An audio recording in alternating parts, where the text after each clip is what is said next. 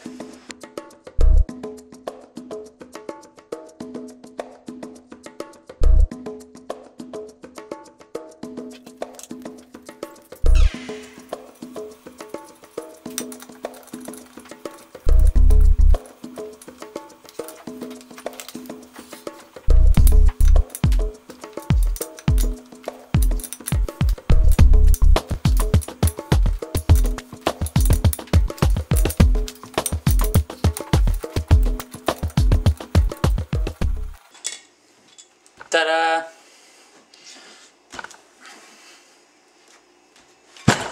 There we have our two new studs.